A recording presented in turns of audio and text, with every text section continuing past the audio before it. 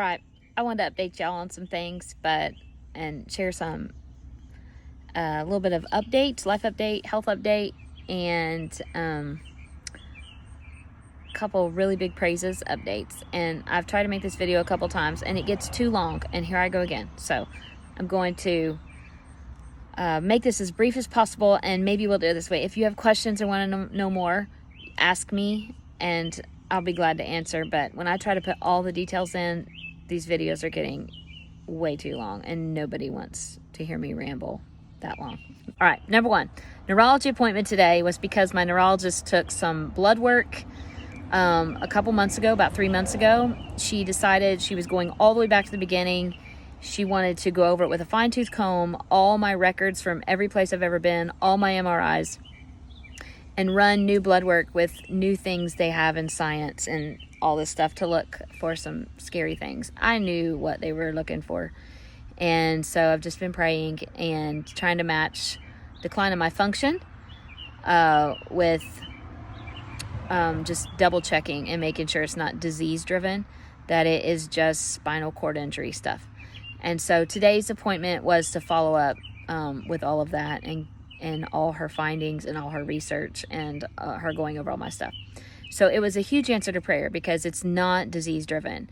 There's some really scary things that could have been, and they're not. So I'm very thankful for that.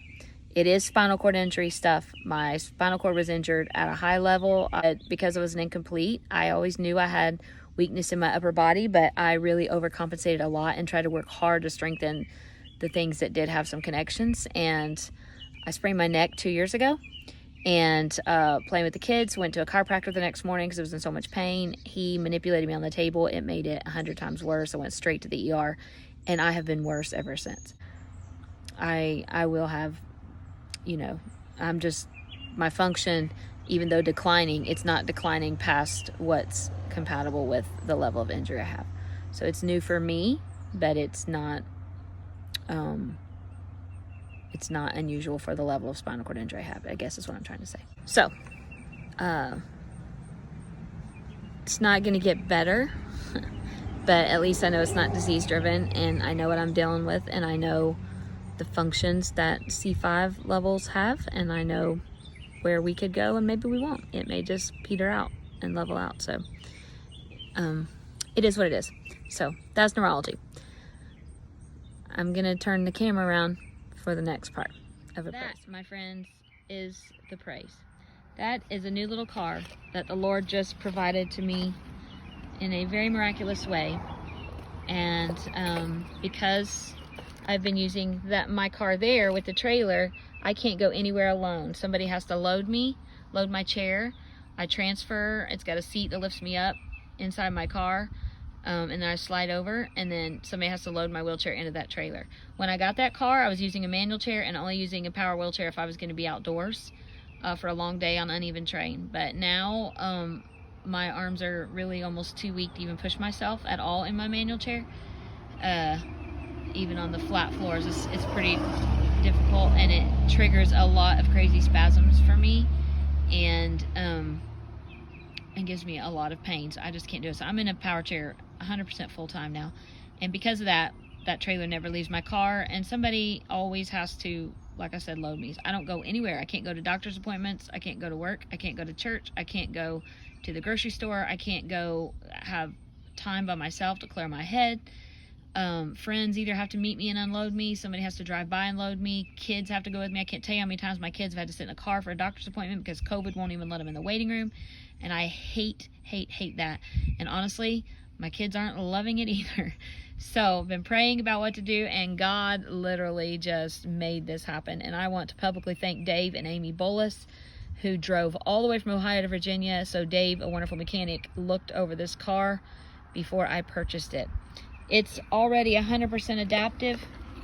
The guy, if I tell you this price, if you know the adaptive car market, you're going to gasp. But he sold me this car for $4,000. It's a 2009 Scion. I had stimulus check money still. It's a 2009 Scion. It has 82,000 miles. It's fully adaptive already. It's got to have a little TLC. You can see some rust there at the bottom where they chopped the car down, but I gotta just take a grinder to that and knock it down. And I got a guy here that knows how to, we can just paint that. It's just because it's exposed to road, the water and stuff on the road. But literally I have this key fobble, and I just push it down, and that's about as Lamborghini as I'm ever gonna get. But there you go. I literally roll in. There's no driver's seat. I roll into my power chair, buckle up, lock in, it shuts down, drive away, get where I'm going. No transferring, nothing. It's wonderful. I drove myself to my own neurologist appointment this morning, and it was wonderful.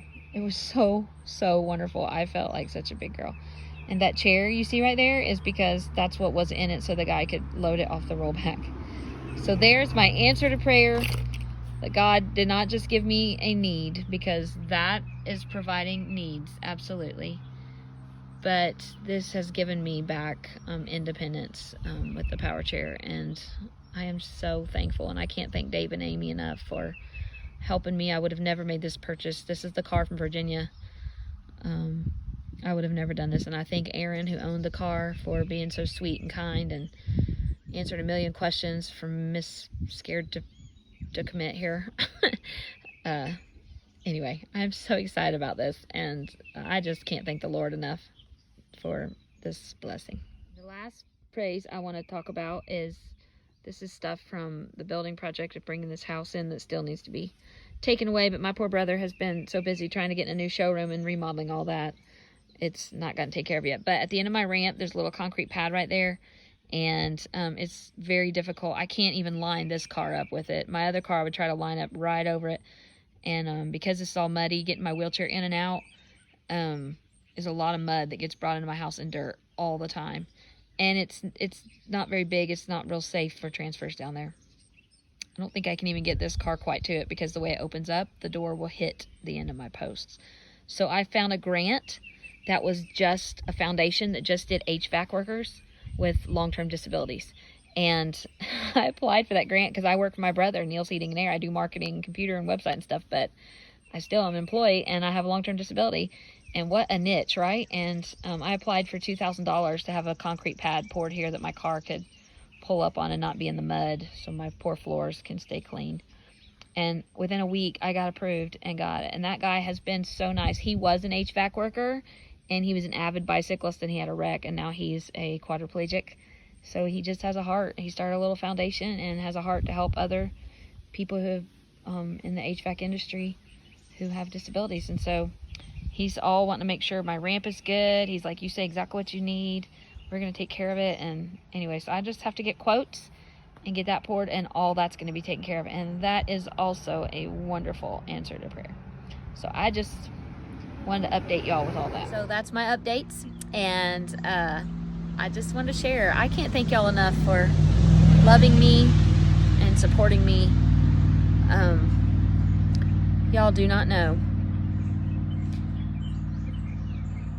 Let me start over. I like to be a positive person, and I try to be a positive person, and I thank the Lord for all the strength and grace He gives to get through every day.